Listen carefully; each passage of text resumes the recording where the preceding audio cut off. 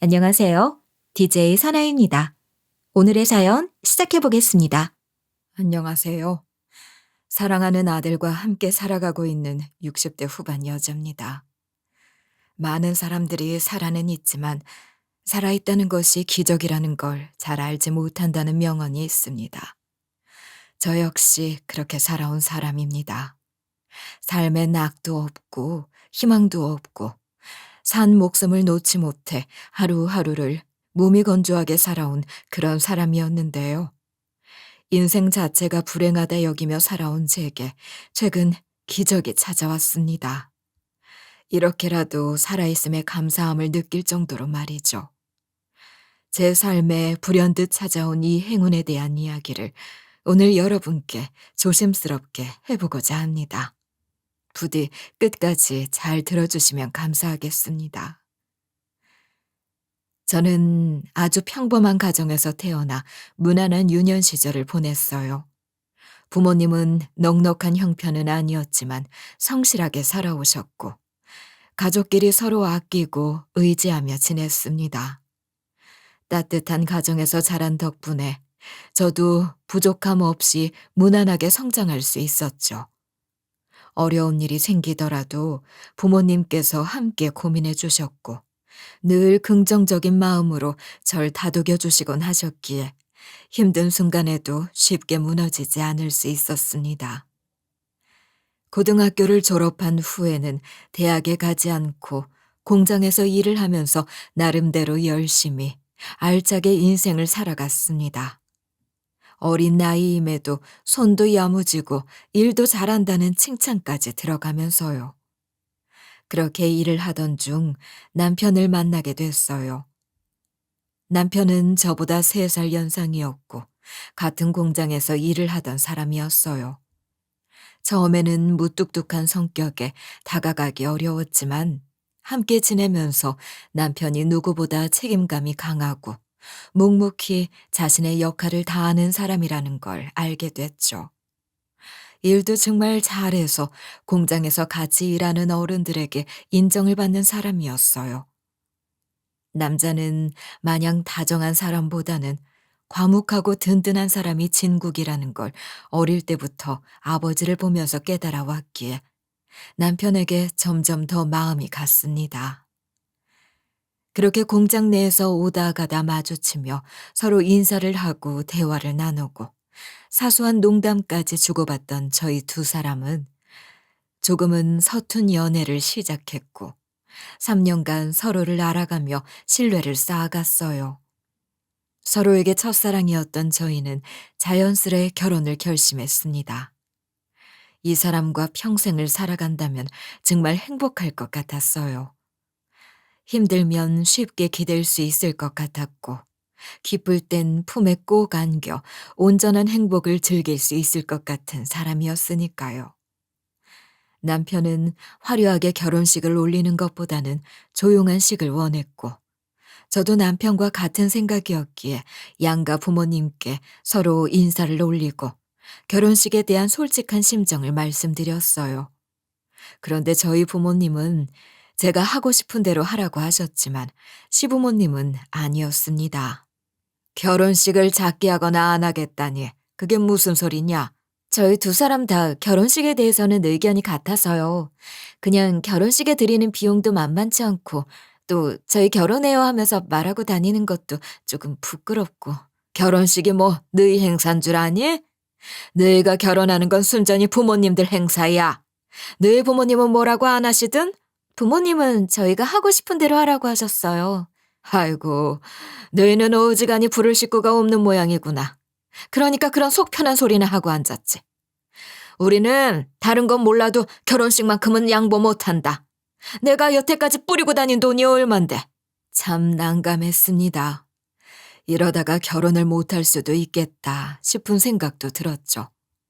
하지만 다행히 남편이 시부모님을 계속해서 설득한 덕분에 저희는 사찰에서 작게나마 결혼식을 올릴 수 있었어요.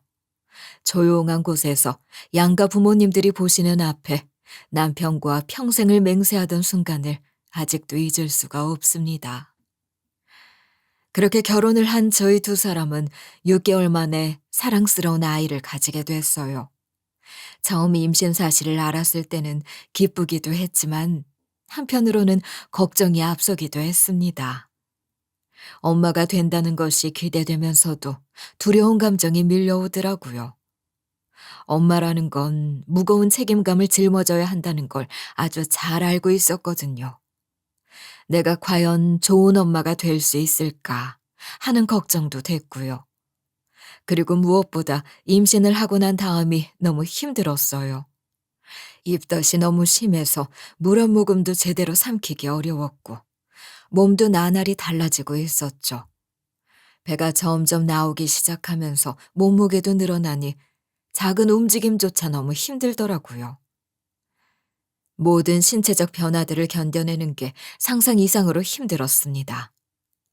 엄마란 위대한 존재라는 걸 다시 한번 깨달을 수 있었어요.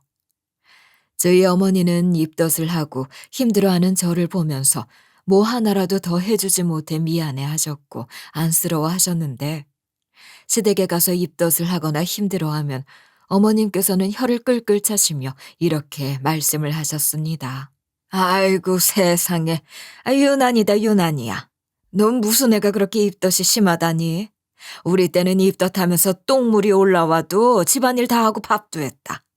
그깟게 뭐 그렇게 힘들다고 바닥을 뒹굴고 인상을 쓰고, 아유, 괴롭더라도 내 복이다 하고 참고 견뎌야지. 어머님, 저도 최대한 버티려고 하는데, 입덧이 너무 심해서 아무것도 못 먹겠어요. 냄새만 맡아도 구역질이 나고요. 물도 제대로 삼키기 어렵고 힘들어요. 그럼 임신이 뭐 장난인 줄 알았니? 내가 여태까지 임신한 젊은 처자들 많이 봐왔지만 너같이 유난을 떠는 애는 태어나서 처음이다 처음이야. 제가 유난인 게 아니라 어쩔 수 없는 거잖아요. 어머님도 겪어보셨으면서 왜 그런 식으로 말씀하시는 거예요? 아이고 그래, 너 잘났다 잘났어. 애 뵌 게 아주 벼슬이지. 결혼한 여자라면 한 번은 당연히 겪고 넘어가야 하는 것을 별스럽게 유세나 떨고. 아유, 저리 비켜. 시댁에서 이런 이야기를 들으면 속상해서 눈물을 한 바가지 쏟아내는 날이 많았습니다. 게다가 남편이 없을 때만 제게 그런 식으로 말씀하셨기에 남편은 제 상황을 전혀 모르고 있었어요. 솔직하게 이야기를 하고 싶었지만 그러면 또 어머님과 남편 사이를 이간질하는 것이 될까 섣불리 말을 꺼내지 못하고 삼키곤 했습니다. 이런 거 굳이 이야기해서 좋을 게 뭐 있겠어요. 건강하게 태어날 아이를 위해서라면 뭐든 견딜 수 있다고 생각하면서 입덧이든 뭐든 이를 악물고 버텼고 그렇게 힘든 시간을 지나 저는 수술을 통해 건강한 아들을 낳았어요. 그날 무뚝뚝하던 남편은 처음으로 제 앞에서 눈물을 보였어요. 제 손을 꼭 잡고 정말 고생했다고 말해주는데 저도 모르게 눈물이 흐르던 거 있죠. 사실 그도 그럴 것이 낙 출산 전에 뱃속에서 탯줄이 꼬여 아이의 목을 감아버리는 바람에 자연분만해서 급히 수술을 진행하는 것으로 변경했거든요. 그 과정이 너무 힘들었기에 힘들게 낳은 만큼 더 소중하고 열심히 사랑으로 키워야겠다고 다짐했어요.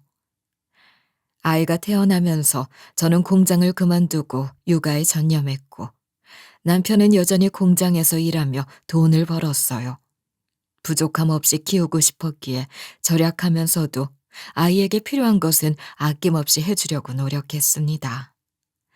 아주 넉넉한 형편은 아니었지만 그래도 이렇게 가정이 있다는 것에 안정감을 느낄 수 있었어요. 그리고 아들이 3살이 되던 해, 저희에게 갑작스러운 불행이 찾아왔습니다. 남편이 공장에서 기계에 손이 말려 들어가는 사고를 당한 것이었죠. 지금이야 의학 기술이 워낙에 발달해서 절단 사고가 일어나면 수술을 할 수 있지만 당시 의료 상황으로는 이런 사고가 발생하면 대부분 절단을 해야 했습니다. 병원으로 급히 달려간 저는 의사 선생님을 붙잡고 울며 불며 애원했어요. 선생님, 혹시 손을 살릴 방법은 없는 건가요? 조금이라도 가능성이 있다면 어떻게든 해보고 싶어요. 제발요. 돈은 달라는 대로 드릴 테니까 제발 저희 남편 손 좀 고쳐주세요. 제발요. 정말 안타깝지만 손이 기계에 깊이 말려 들어가서 조직이 심하게 손상된 상태입니다. 이 정도면 혈관과 신경까지 망가졌을 가능성이 커서 접합수술을 진행하는 건 현실적으로 어렵습니다. 지금으로서는 절단이 최선의 선택입니다. 그렇지 않으면 부상 부위 위로 피부가 점점 상하게 될 거고 나중에는 괴사가 되어 절단 부위가 넓어질 수 있어요. 그럼 앞으로 저희 남편은 어떻게 되는 거예요? 평생 한쪽 손 없이 살아야 하는 거예요? 네. 의수를 사용하거나 한쪽 손 없는 생활에 최대한 적응해 나가셔야 합니다. 당장은 많이 힘드실 거예요.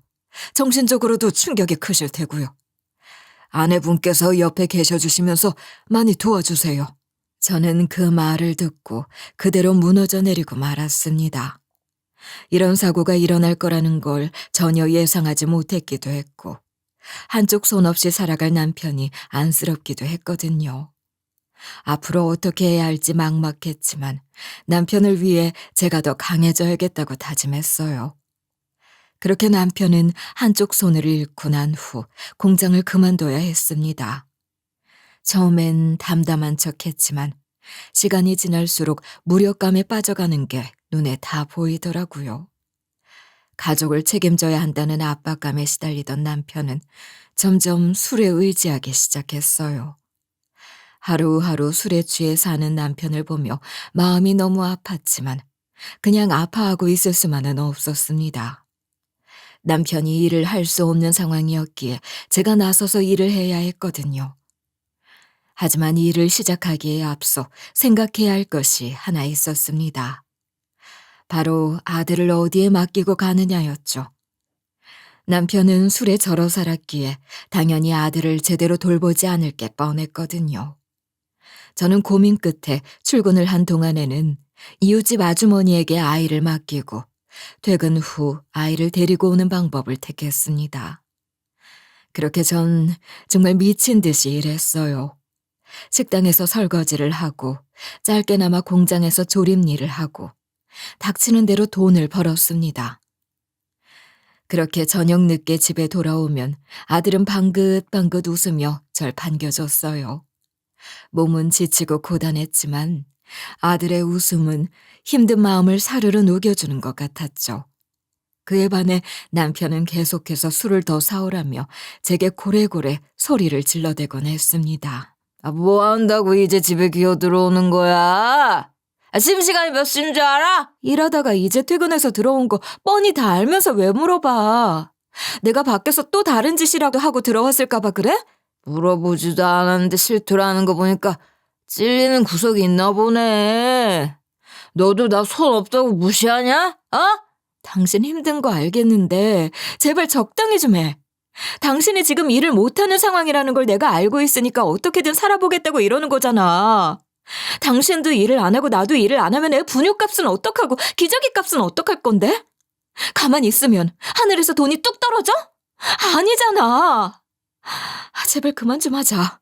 나도 힘들다. 남편이 술에 취해 소리를 지를 때마다 사실 모든 걸 포기하고 싶다는 생각까지 들었습니다. 저도 사람인지라 이 모든 상황을 온전히 저 혼자 견뎌내기가 너무 힘들었거든요. 그래도 제 옆을 지켜주는 사랑스러운 아들 하나 보고 이 모든 걸 견뎌냈습니다.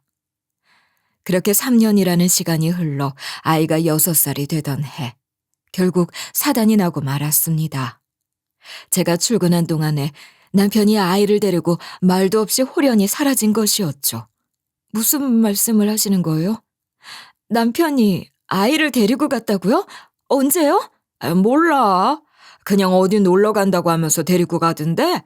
진석 엄마, 정말 몰랐어? 난 정말 아무렇지도 않게 데리고 간다고 하길래 진석 엄마랑 다 협의가 되어 있는 줄 알았지. 어디로 간다고 말도 안 하고 그냥 데리고 간 거예요? 그렇다니까. 뭐 금방 돌아오겠지. 애 아빠가 데리고 간 건데. 걱정하지 말어. 걱정하지 말라는 아주머니의 말과는 다르게 집안은 텅 비어 있었어요. 남편의 옷과 아이의 옷은 물론이고 거실에 있던 유일한 가족 사진마저 사라져 있었습니다. 심장이 확 멎는 것 같은 기분이 들더군요. 남편이 어디로 사라졌는지, 왜 아이를 데리고 갔는지조차 알 수 없었기에 너무 답답했습니다. 아들과 남편이 사라진 시기는 휴대폰조차 없던 시대였습니다. 요즘처럼 인터넷이나 휴대전화를 가지고 있는 게 당연한 시대가 아니었으니 무작정 집 전화로 소통을 하거나 파출소에 직접 찾아가는 등 발로 뛰는 것이 유일한 방법이었죠. 저는 아들이 사라졌다는 충격에 밤낮 가리지 않고 동네 구석구석을 뒤졌습니다.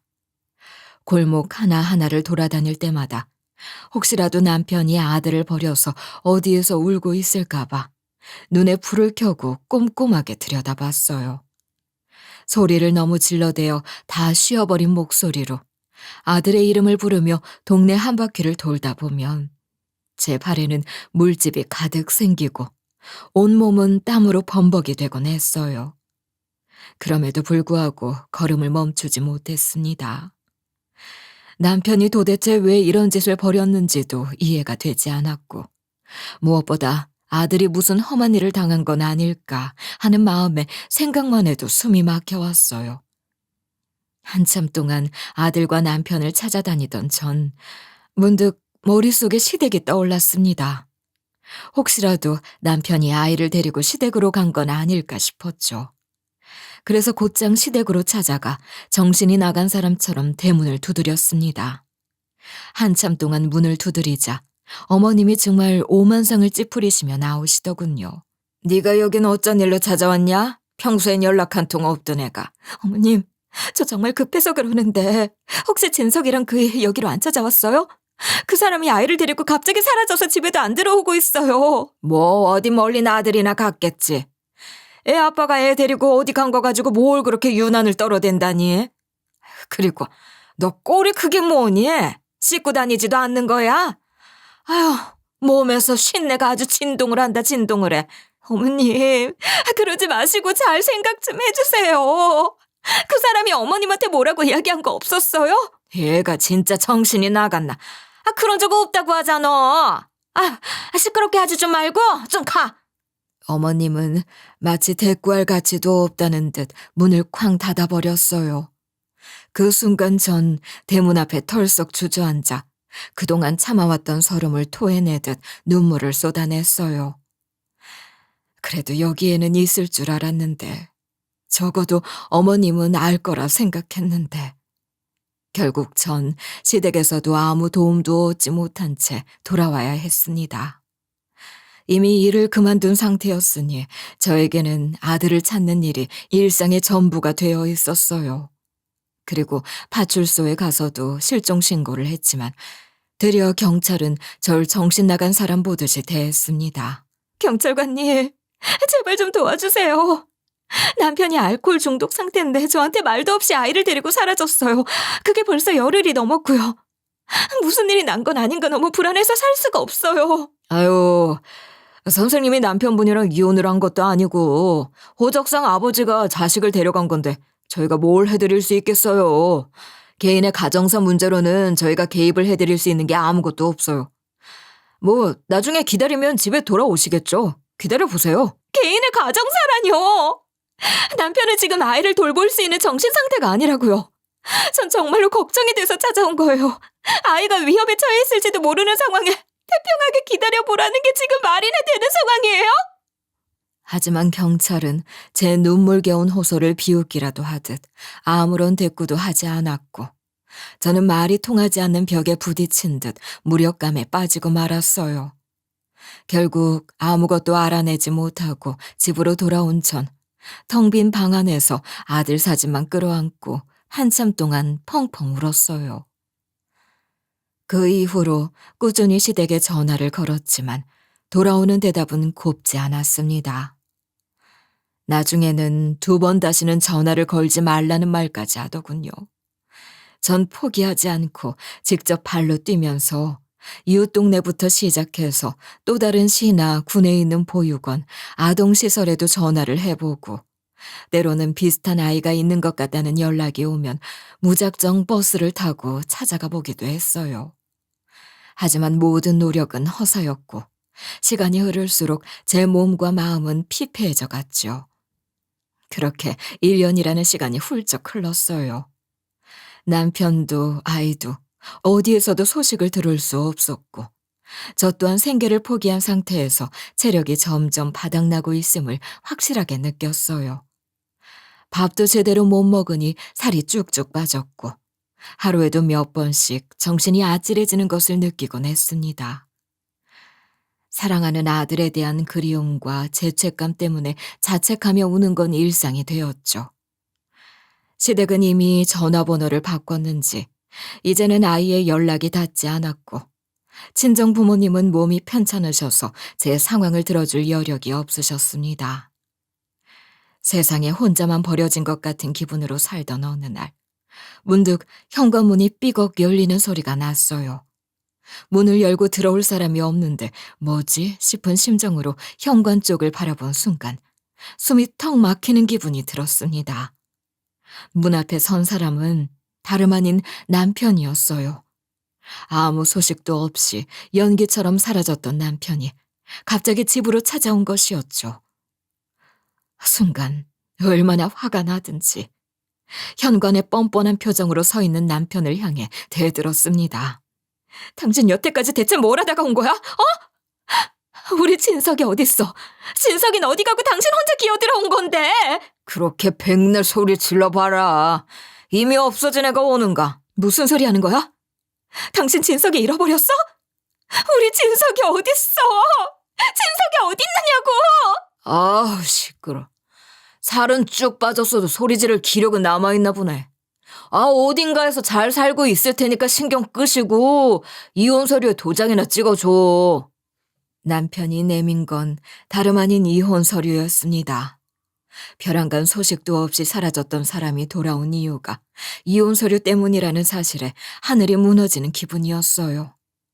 대체 왜 이러는지 이유라도 듣고 싶었지만 남편은 아무런 말도 하지 않고 도장만 찍으라고 재촉했습니다. 하지만 전 남편의 요구를 들어주지 않았어요. 아들이 어디서 어떻게 살고 있는지도 모르는데 이혼을 하는 건 말이 안 되는 일이잖아요. 그런데 남편은 너무나도 뻔뻔하게 절 보고 웃으며 이렇게 말했습니다. 뭐 그래. 당신이 안 찍어준다면 나 혼자 서류 제출하면 되지. 당신 그거 알고 있지? 이혼 신청은 나 혼자서도 할 수 있는 거. 굳이 합의로 안 해도 우리가 갈라설 수 있는 길은 활짝 열려있단 말씀이야. 당신 정말 나한테 왜 이러는 거야? 아무 말도 없이 사라져 놓고서 이제 와서 이러는 이유가 대체 뭐냐고. 사람 마음은 갈대 같은 거라고 하지. 당신이랑 떨어져 있는 동안 정말 많은 것들을 생각해 봤는데 그냥 내가 행복해지기 위해서는 당신이랑 갈라서는 게 제일 좋겠다는 생각이 들더라고. 그러니까 서로 좋게 끝내자고 찾아왔던 건데 뭐 싫다면 내가 알아서 처리할게. 결국 남편은 법원에 이혼 소장을 제출했고 저를 이상한 사람 취급하면서 제 집착이 문제라는 식으로 몰고 갔습니다. 저와 연락을 뚝 끊었던 시댁은 당연히 남편 편에 서서 이혼을 할 수 있도록 유리한 증언을 했어요. 친정 부모님은 증언은커녕 법정에 나올 수 있는 상황이 아니었기에 저 혼자 죽을 힘을 다해 변론을 했지만 결국 법정은 저의 손을 들어주지 않았습니다. 그런데 양육권에 대한 이야기는 하지 않아서 뭔가 이상하다 싶은 마음에 서류를 떼보니 아들의 이름이 호적에 없는 겁니다. 아예 사라져버린 것이었죠. 대체 언제부터 아들이 호적에서 사라진 것이며 또 아들은 대체 어디에 있는 건지 알고 싶었습니다. 하지만 남편과는 이혼을 하게 되었고 그와 동시에 아들을 찾을 수 있는 작은 실마리마저 모두 사라지게 됐어요. 저는 모든 걸 잃었다는 상실감에 숨쉬는 것조차 고통스러웠지만 그래도 아들이 어딘가에 살아있을 거라 생각하면 쉽게 목숨을 내던지지도 못했습니다. 이렇듯 절망에 빠진 채 몇 달을 보내다 저는 결국 살던 집을 정리하고 시골에 있는 친정으로 내려갔어요. 부모님은 편찮으신 몸으로 두 팔 벌려 절 맞아주셨고 저는 부모님을 모시면서 지냈습니다. 제게 남아있는 아들의 사진 몇 장과 제 옷가지를 챙기는 데에도 너무 마음이 괴로웠지만 그래도 제가 살고 있는 곳에서는 더 이상 아무런 희망을 찾을 수 없었기에 시골행을 택했어요. 저는 머릿속으로 하루에도 몇 번씩 아들의 얼굴을 떠올리며 어딘가에서 잘 살고 있을까? 혹시라도 내가 못다 준 사랑을 다른 곳에서라도 받고 있어야 할 텐데 라고 생각하면서 아들이 살아만 있기를, 잘 지내고 있기를 바랐습니다. 그렇게 30년이 넘는 세월이 흘렀고 부모님이 돌아가신 후 저는 부모님이 사시던 집에 정착하게 되었습니다. 무색하게 흘러가는 세월 동안 저는 아들을 잊지 않고 늘 생각하며 지냈어요. 세상에 완전히 잊혀지는 사랑은 없다는 말이 있잖아요. 그럴 땐 가슴 사무치게 그리워하기도 하고 또 눈물도 흘려가면서 아들을 기억했습니다. 그리고 마음이 괜찮아지면 텃밭을 가꾸고 화단에 채소나 꽃씨를 심으며 시간을 보내곤 했죠. 우습게도 저는 그 긴 세월 동안 한 번도 아들을 만나지 못했습니다. 아들에 대한 소식조차도 들을 수 없었죠. 하지만 그래도 아들이 잘 지내고 있길, 살아만 있기를 바랐습니다. 그러다 보면 언젠가 우연이라도 마주칠 수 있지 않을까 싶었거든요. 그러던 어느 날부턴가 제 건강에 적신호가 켜졌다는 것이 느껴졌습니다. 처음엔 그냥 기침만 나와서 단순히 감기인가 싶었는데 아무리 시간이 지나도 낫지 않고 폐 쪽에 찌르는 듯한 통증까지 찾아오더군요. 나중에는 가래도 심해져서 마른 기침만 하는 게 아니라 매일 가래를 뱉어내기 일쑤였어요. 몸살 감기처럼 고열이 나는 것도 아니었기에 가볍게 넘기려 했지만 통증이 점점 심해지면서 일상생활을 하는 데에도 큰 불편을 느껴 결국 병원에 찾아갔습니다. 그런데 담당 의사 선생님께서 호흡을 하는 소리가 심상치 않다고 정밀검진을 받아보는 게 좋겠다고 말씀을 해주시더라고요. 그래서 처음엔 엑스레이를 촬영하는 등 가볍게 하는 검진인 줄로만 알았는데 이상하게 검사 항목이 점점 늘어나더니 펫CT 촬영과 조직 검사까지 진행하자고 하는 거예요. 사실 제가 이제 나이도 있고 과거에 몸을 챙기지 않고 살았던 적이 많았으니 성한 곳이 없겠지 싶은 생각은 하고 있었지만 막상 조직 검사 이야기까지 나오니 덜컥 겁이 나더군요. 그래도 침착하게 검사를 잘 마치고 나온 뒤 얼마간의 시간이 흘렀을까. 담당 의사 선생님이 제게 무거운 표정으로 결과를 전해주셨습니다. 환자분, 여기 하얀 거 보이시죠? 이게 암인데 지금 병기로 봤을 땐 폐암 3기 정도로 예상이 됩니다. 네? 폐암 3기라니요?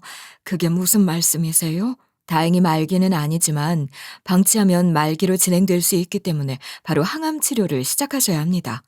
그동안 통증 때문에 꽤 힘드셨을 텐데 조금만 더 일찍 병원에 오시지 그러셨어요. 그 순간 머리가 하얗게 변하면서 할 말을 잃어버리고 말았어요. 그리고 이미 살 만큼 살았는데 굳이 이런 힘든 항암 치료를 받아야 하나 하는 의구심이 들기도 했어요.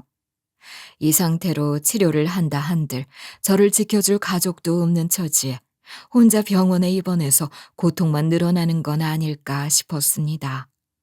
그러나 문득 아직도 찾지 못한 아들 생각이 떠오르더군요. 그래도 세상을 떠나기 전에 우리 아들을 한 번이라도 보고 죽어야 하지 않을까 라는 마음이 다시금 제 심장을 요동치게 만들었어요. 아무런 치료도 받지 않고 그냥 시간만 흘려보내다 세상을 떠나버리면 정말로 아들과 재회할 기회를 영영 놓치게 될 것 같았어요. 그렇게 저는 병원에 입원해서 항암 치료를 받기 시작했는데 이게 정말 말처럼 쉬운 과정이 아니더군요. 항암 치료는 정말이지 괴로운 것이었어요. 가뜩이나 몸이 쇠약해진 상태에서 항암제가 온몸을 휩쓸어가는 듯한 느낌이 들었죠. 부작용으로 머리카락이 한 움큼씩 빠지다 못해 뭉텅이로 빠지는 바람에 결국 머리를 다 밀어야만 했고 거울에 비친 모습을 볼 때마다 통곡의 눈물이 터져 나왔습니다. 입안도 헐어서 식사를 제대로 하기 어려웠던 데다가 매일 주사바늘에 찔리며 약을 투여받다 보니 면역력도 떨어져 쉽게 토를 하곤 했어요. 나으려고 받는 치료인데도 어째 더 괴로워지기만 하는 것 같았죠. 그러던 어느 날 간호사 선생님이 제게 찾아와 이렇게 말씀을 해주시더군요. 환자분, 오늘부터 잠시 동안 종양내과에 계시는 다른 교수님께서 환자분 주치의해 주실 거예요. 갑자기요? 원래 환자분 전담하시던 교수님께서 오늘 새벽에 급하게 출산을 하시는 바람에 부득이하게 바뀌게 됐어요. 바뀔 교수님께서도 저희 병원에서는 실력 좋은 분이시고 또 친절하시니까 괜찮으실 거예요. 저는 별 생각 없이 알겠다고 대답했어요. 사실 어떤 사람이 제 담당이 되어도 상관없었어요. 전 그냥 건강해져서 아들을 만나고 싶은 마음뿐이었으니까요. 그리고 얼마 지나지 않아 새로운 주치의라는 사람이 절 찾아왔습니다. 꽤 나이가 젊어 보이는 남자 교수더라고요. 그런데 그 주치의라는 사람이 제 얼굴을 유심히 보다가 갑자기 눈이 휘둥그레지더니 눈물을 글썽이며 저를 확 껴안는 게 아니겠어요? 어머님, 정말 보고 싶었습니다. 여기서 어머니를 이렇게 뵙게 되다니. 저기요, 선생님. 무슨 소리를 하는 거예요? 어머니라니. 정말 저 못 알아보시겠어요? 저예요, 어머니. 자세히 보세요. 어머니라는 이름에 순간 심장이 빠르게 뛰었습니다. 30여 년 동안 한 번도 들어보지 못한 이름이었거든요. 설마 하는 마음에 주치의의 가슴팍에 달린 명찰을 봤지만 이름은 아들과 완전히 달랐습니다. 하지만 이내 제 가슴 속에서 묘한 감정이 들기 시작했어요. 그래서 전 기억을 더듬어 의사에게 차근차근 질문을 던졌습니다. 잠시만요, 선생님. 저보고 어머니라고 했죠? 그럼 어머니 성함이 뭔지 여쭤봐도 될까요? 그리고 어릴 때 어디서 자랐는지, 부모님은 두 분 다 계시는지도 물어보고 싶네요. 전 어릴 때 아버지 손에 이끌려 지방 보육원에 맡겨졌었어요. 그때 제가 6살이 되던 애였는데 그게 너무 충격적이어서 아직도 기억이 나요. 그리고 얼마 안 가서 좋은 집에 입양을 갔어요. 양부모님들은 절 사랑으로 키워주셨고 전 사랑을 받고 자라서 의대에 진학해 의사가 될 수 있었어요. 그랬군요. 우리 아들이랑 비슷한 연배로 보이는데 혹시 이야기를 더 들을 수 있을까요? 전 입양돼서 사랑을 받고 자라는 동안 단 한 번도 어머니를 잊어본 적이 없었어요. 그래서 제가 입양될 때 아버지가 주셨던 유일한 가족 사진을 보면서 나중에 어른이 되면 꼭 어머니를 찾겠다고 다짐하면서 살았어요. 그래서 얼마 전에 흥신소에 의뢰를 했어요. 오래된 기억이지만 어머니를 찾고 싶다. 30년도 더 된 일이지만 꼭 찾고 싶다고 하니까 알겠다고 하시더라고요. 그렇게 흥신소에서는 병원 근처에 의사 선생님의 어머니가 살고 있다는 소식을 알아냈고 이 의사는 어머니를 만나러 가기 위해 준비를 하고 있었다고 했어요. 그리고 이 의사 선생님이 찾은 어머니라는 사람이 바로 저라는 것이었죠. 그 말에 저는 몸이 떨리고 심장이 터질 듯한 기분을 느꼈어요. 아직 아들이라고 확신할 수는 없었지만 왠지 이 의사 선생님이 진짜 제 아들이 맞을 수도 있겠다는 생각에 온갖 감정이 몰려왔습니다. 마지막으로 전 떨리는 마음을 가라앉히고 의사 선생님에게 물었습니다. 사실 우리 아이도 30여 년 전 6살 때 갑작스럽게 사라졌어요. 내가 나이는 이렇게 많이 먹었지만 우리 아들 얼굴을 한 번도 잊어본 적이 없거든요. 만약 내 아들이 맞다면 목이랑 어깨 사이에 커다란 왕점 하나가 있을 거예요. 혹시 점을 가지고 있나요? 제 말이 끝나기가 무섭게 의사 선생님은 망설임 없이 목덜미를 보여주었습니다. 거기에는 제가 기억하던 그 독특한 모양의 점이 분명하게 남아 있었어요. 그 순간 제 심장에 콩닥거리는 소리가 온 병실에 울리는 듯 했고 머리가 핑 돌며 눈물이 왈칵 쏟아졌습니다. 제 눈앞에 있는 이 의사 선생님이 살아생전 딱 한 번이라도 만났으면 했던 제 아들이었어요. 세상에, 어떻게 이런 일이 있을 수가 있나요? 그렇게 애타게 기다려왔던 아들이 바로 제 옆에 있었다니. 도무지 믿을 수가 없었습니다. 저는 있는 힘껏 의사 선생님, 아니, 제 아들을 끌어안고는 한참 동안 울었어요. 세월의 무게와 그간의 눈물이 한꺼번에 터져 나온 듯 눈물을 멈출 수가 없었습니다. 그렇게 한참 동안을 울고 나서야 저는 아들 옆에 나란히 앉아 지난 시간을 돌아보기 시작했습니다. 아들은 너무 어린 시절부터 저와 떨어졌기 때문에 기억이 선명하지는 않지만 그래도 제 얼굴만큼은 잊지 않으려고 애썼다더군요. 아들은 그 어린 나이에도 자신이 왜 보육원에 있어야 했는지 이해할 수 없다고 했습니다. 엄마도 있고 아빠도 있는데 왜 자기가 보육원에 들어가야 하냐는 의문을 계속 가지고 있었다고 해요. 전 남편이라는 인간은 아이에게 어른의 사정 때문이니 이상한 사족을 붙이지 말라고 말을 했다더군요. 아들이 말해주길 아들을 보육원에 데려다 주는 길에 전 남편 곁에는 화장이 짙은 젊은 여자가 있었다고 했습니다. 저는 뒤늦게서야 그 사람이 다른 누군가를 만나고 있었기 때문에 그토록 당당하게 이혼을 요구했구나 하고 깨달았어요. 전 보육원에 들어온 지 한 달도 안 돼서 입양을 갔는데 나중에 어느 정도 크고 나서 아버지가 양부모님 댁에 찾아온 적이 있었어요. 뭐? 그 인간이 거길 왜 찾아가? 가서 뭐라고 하든. 어떻게 양부모님 댁을 알았는진 몰라도 헛소리를 했다고 하더라고요. 자기가 6살 때까지 지극정성으로 잘 키워줬으니까 지금 이렇게 좋은 집에서 사랑받으면서 잘 지낼 수 있는 거 아니겠냐고. 나한테 고마운 줄 알라고. 저라면 당장에 경찰에 신고했을 것 같은데 양부모님은 그렇게 말 같지도 않은 이야기를 하는 분한테 감사하다고 말하곤 돈을 줘서 돌려보냈대요. 원하는 게 돈인 것 같았다고 하더라고요. 행색도 엄청 초라하고. 전 남편의 꼴은 머리는 까치집이었던 데다가 옷은 누더기나 다름없었다고 하니 얼마나 기구한 인생을 살고 있었을지 눈에 뻔히 보였습니다. 아들만 그리며 살다가 암에 걸린 내 인생도 기구하지만 저렇게까지 망가진 전 남편의 모습도 어쩐지 참 가여웠을 것 같다는 생각이 들더군요. 그렇게 꿈에 그리던 아들을 만나게 된 전 어느 날 병원 측에서 잠깐 외출해도 좋다는 허락을 받고 아들과 함께 병원 밖으로 외출을 하게 됐어요. 마침 아들도 쉬는 날이라 마음 편히 좋은 시간을 보낼 수 있었죠. 전 아들이 운전하는 차에 올라타면서부터 심장이 두근거리는 듯한 기분이 들었어요. 꿈은 아니겠지 하는 마음에 볼을 살짝 꼬집어 보기도 했습니다. 이게 현실이라는 게 도무지 믿어지지가 않았거든요. 좋은 식당에 가서 맛있는 식사를 하고 카페에 들러 맛있는 디저트를 먹으면서 서로에게 못다한 이야기를 나누는 동안 제가 이런 행복을 다시 누릴 수 있다는 게 그저 꿈만 같다 싶었어요. 웃으면서 대화를 나누다 보면 저조차도 잠시나마 제가 앓고 있는 병과 힘들었던 과거를 잊을 수 있었어요. 그날은 정말 오랜만에 살아있다는 것 자체가 행복하게 느껴지는 시간이었어요. 아들 역시 환한 얼굴로 제 손을 잡고 이제부터는 예전처럼 떨어져 지내지 않을 거라 다짐해 줬습니다.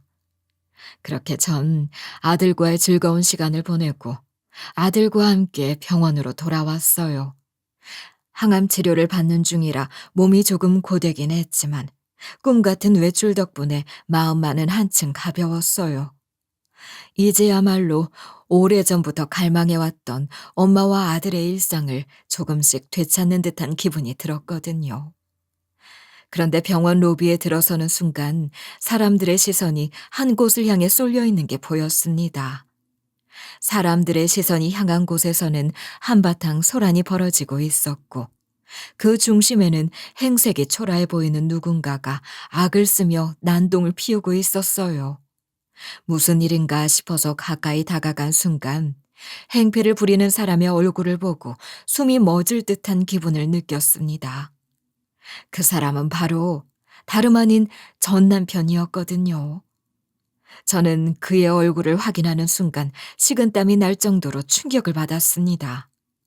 전 남편은 절 알아보지 못한 채 다른 직원들을 향해 술 취한 말투로 삿대질을 하며 소리를 지르고 있었어요. 에바, 내가 이 병원에서 일하는 의사 아버지 되는 사람이라니까.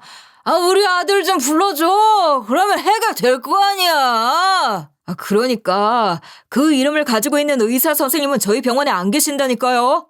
계속 이렇게 저희 영업도 못하게 하시고 난동 피우시면 정말 경찰 부릅니다. 에? 경찰?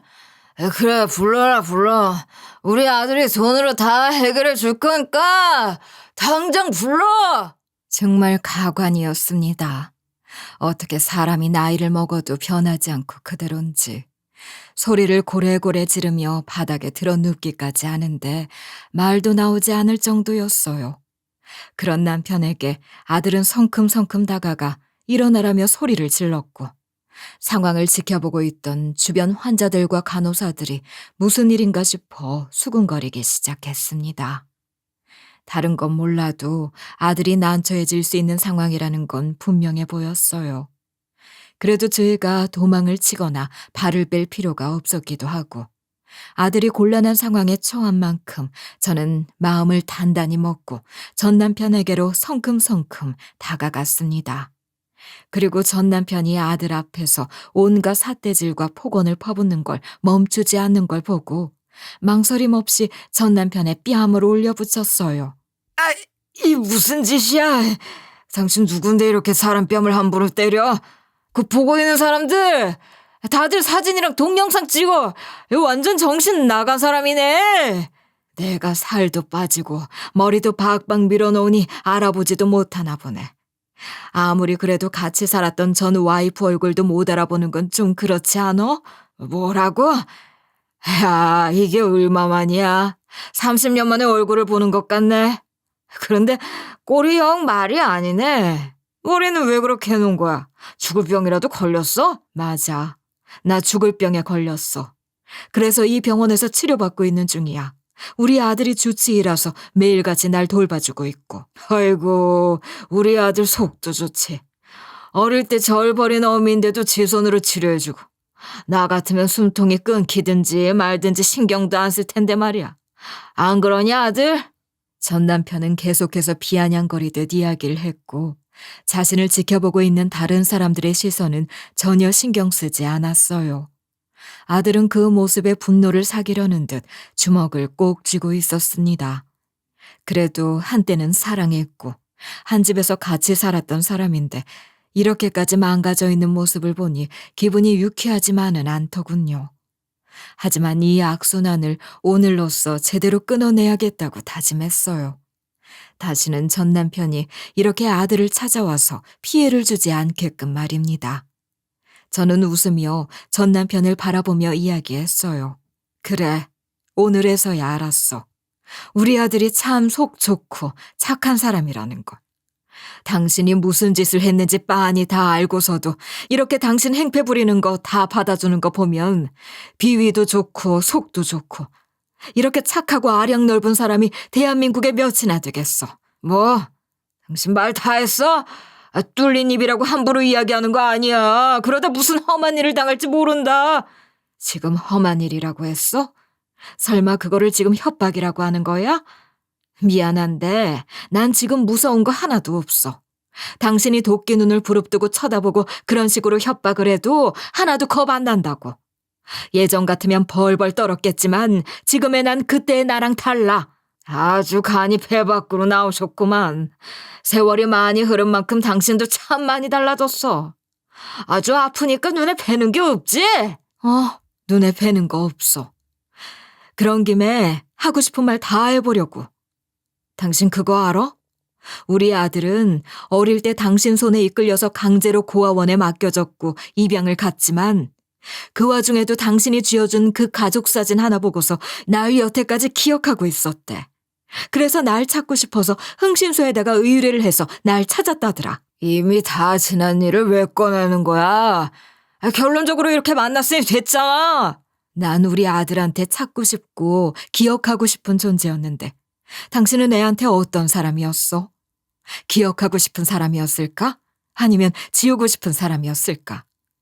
당신을 정말 친아버지로 여기고 모시고 싶은 사람이었을 거라 생각해? 있지. 난 지금 잃을 게 아무것도 없는 사람이야.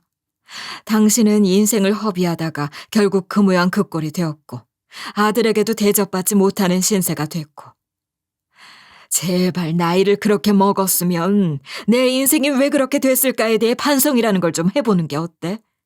앞으로 한 번만 더 우리 아들 병원에 찾아와서 이 사단 내기만 해봐. 그때는 정말 나도 말로 꺼내지 않을 테니까. 전 남편은 한동안 눈알이 빠질 정도로 절 노려보다가 더 이상 할 말이 없는지 고개를 돌렸습니다. 그리고 잠시 후 병원 경호팀이 달려와 전 남편을 밖으로 끌어내자 로비는 다시금 조용해질 수 있었어요. 하지만 여전히 많은 사람의 시선이 우리 쪽을 향해 있었습니다. 저는 가슴이 덜덜 떨리는 것 같았지만 아들이 곁에 있었기에 심리적으로 무너지지 않았습니다. 그리고 아들은 말없이 제 손을 조심스레 잡아주었습니다. 저는 몸 여기저기가 욱신거렸지만 마음 한켠은 무척이나 후련했어요. 처절하게 망가진 전 남편의 모습을 보면서 이젠 연민이나 죄책감보다는 이제 이쯤이면 충분하다는 마음이 더 컸습니다. 그날 이후 전 치료에만 집중을 했습니다. 아들이 주치의였기 때문에 먹기 싫은 밥도 억지로 밀어넣으며 열심히 먹었고 지쳐 쓰러지지 않게끔 이악 물고 버텼어요. 이미 수차례 이어진 항암 치료였지만 받을 때마다 참 많이 힘들었습니다. 하루하루가 고비였다고 해도 과장이 아닐 정도였어요. 부작용은 정말 다양하게 나타났는데 어느 날은 피부가 벗겨져 쓰라린 통증이 생기는 날도 있었고 울렁거림에 음식을 전혀 삼키지 못해 컨디션이 급격히 떨어지는 날도 많았죠. 그래도 그럴 때마다 아들은 야근까지 불사하고 병원으로 달려와 밤을 새면서 저를 간호했습니다. 제가 아파서 앓는 소리를 낼라 치면 손을 꼭 잡고 울어주었어요. 아들의 눈물에 저도 더는 약해지지 않으려 애썼습니다. 어머니, 지금 충분히 잘하고 계시는 거예요. 이것도 못 버티고 포기하시는 분들이 얼마나 많으신데요. 그러니까 앞으로 조금만 더 견디면 나아지실 거예요. 아셨죠? 그래, 옆에 우리 아들이 있으니까 힘들어도 잘 버텨봐야지. 엄마는 꼭 이겨낼 거야. 폐암 같은 거 하나도 안 무섭다, 이젠. 그렇게 길고 긴 4년을 버틴 어느 날 아들에게서 좋은 소식을 들을 수 있었습니다. 암세포가 크게 줄어서 일단 항암 치료를 중단해 볼 수 있겠다는 것이었죠. 그 한마디에 저는 얼어붙은 것처럼 멈췄다가 눈물을 왈칵 쏟아냈습니다. 아직 완치 판정은 아니지만 5년을 더 지켜보고 이상이 없으면 그때야 비로소 완치 판정을 받을 수 있다고 하더라고요. 주기적으로 검사도 받아야 하고 관리도 꾸준히 해야 했지만 그래도 이렇게나 좋아졌다는 것만으로도 세상을 다 얻은 것 같았어요. 제가 처음으로 희망이라는 두 글자를 몸소 실감한 순간이었답니다. 몸이 한층 가벼워지니 저도 하고 싶은 일이 생겼습니다. 가장 먼저 떠오른 건 아들의 양부모님을 직접 찾아뵙는 일이었어요. 아들은 처음에는 너무 무리하는 것 아니냐며 걱정을 했지만 저는 단호하게 대답했어요.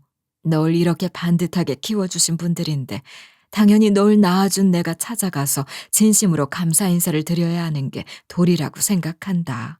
알겠어요, 어머니. 분명 저희 양부모님도 좋아하실 거예요. 아들을 키워준 양부모님들은 정말 좋은 분들이셨습니다. 다정하고 푸근한 인상을 가지고 계셨고 저의 이야기를 들려드리니 진심으로 슬퍼하시면서 저를 꼭 안아주시기도 했어요. 그동안 고생 많았다며 위로를 해주시기도 하셨는데 그 위로가 어찌나 마음에 와닿던지요. 아들이 좋은 분들에게 입양이 되었기에 이렇게나 반듯하게 잘 자라주었구나 하는 생각이 들었습니다. 그 후 저는 집으로 돌아와 일상을 살아가고 있었습니다. 물론 정기적으로 서울 병원에 올라가 검진을 받아야 하지만 그마저도 제게는 이제 큰 부담이 아닙니다. 검사 날짜가 다가오면 아들이 전날부터 절 데리러 내려오니 그것도 일종의 작은 이벤트 같은 기분이 들거든요. 차를 타고 서울로 올라가는 길은 늘 즐겁습니다. 창밖으로 펼쳐지는 들판과 산자락을 보면서 아들과 함께 수다를 떨다가 문득 잠이 들기도 하고요. 그러다 보면 병원에 도착해도 전혀 두렵지 않습니다. 예전 같았으면 치료실 문만 봐도 숨이 막혔을 텐데 이젠 아들도 있고 저의 삶을 응원해 주시는 아들의 양부모님도 있고 주변에는 참 좋은 사람이 많구나 하는 마음에 힘이 절로 나고 있어요. 어머니, 오늘 컨디션 괜찮으세요? 오늘 검사 끝나면 근처에 맛있는 밥집이 새로 생겼다고 하던데 거기 가보시는 거 어떠세요? 어머니가 좋아하시는 비빔밥 전문점인 것 같더라고요. 아휴, 그래? 그러면 당연히 가봐야지. 검사 끝나자마자 엄마랑 같이 가자. 아들은 이렇게 늘 절 배려해주며 아주 사소한 부분까지도 놓치지 않고 제게 잘해주고 있습니다. 예전에는 이게 무슨 호사인가 싶을 정도로 적응하지 못했던 배려였지만 이제는 당연히 누려도 된다고 스스로에게 말해주고 있어요. 살아오면서 누리지 못한 게 너무 많았기에 지금이라도 이렇게 사랑받고 웃을 수 있다는 사실이 그저 고마울 뿐이죠. 몸 상태가 안 좋을 땐 가벼운 산책조차 힘들었는데 요즘은 조금씩 걷기를 시도해보고 있어요. 등산까진 아니어도 동네를 한 바퀴 도는 정도는 어렵지 않아졌거든요. 가끔 마을 이웃들이 괜찮느냐고 물으면 웃으면서 이제는 아무렇지 않다고 대답하곤 합니다. 그런 얘기를 전하는 순간마다 병마와 싸운 시간이 머릿속을 스치지만 이제는 눈물이 나기보다는 내가 그래도 꽤 잘 견뎌냈구나 하는 안도감이 들어요. 지금 제게 남은 삶이 얼마 정도인지는 솔직히 저도 정확히 알 수 없어요. 하지만 그건 전혀 중요하지 않습니다. 오늘도 새벽에 눈을 뜨면 아, 내가 또 하루를 선물 받았구나 하고 감사하는 마음으로 시작합니다. 이런 작은 깨달음이 주어진 것만으로도 저는 충분히 행복한 삶을 살아가고 있다고 생각해요. 그리고 마음속으로 계속 다짐합니다. 우리에게 손 내밀어주는 사람들의 힘을 빌려 남은 시간을 멋지게 살아보리라고 말입니다. 저는 더 바랄 게 없어요. 이제부터 주어진 하루하루를 소중히 살아가면서 아들과 함께 웃고 때로는 울면서도 서로를 보듬어 줄 수 있다는 사실만으로도 가슴이 벅차올라요. 누군가는 이걸 보고 정말 사소한 행복이라고 할 수도 있겠지만 저에게는 세상을 다 얻은 것만큼이나 큰 즐거움이랍니다. 그러니 지금부터는 또 다른 기적을 꿈꾸며 한 발 한 발 새로운 미래를 향해 앞으로 나아가 볼 생각입니다. 제 사연은 여기까지입니다. 모든 분들의 하루에 행복이 깃들기만을 진심으로 기원하겠습니다. 감사합니다.